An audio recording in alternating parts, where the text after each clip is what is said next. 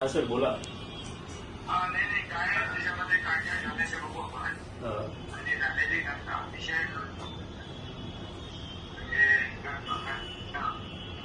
मला त्याच्यात केलं आहे.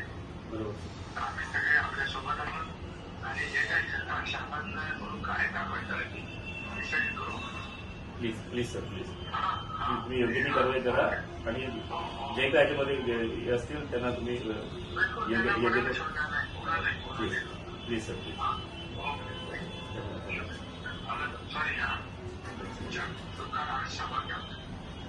धन्यवाद सर.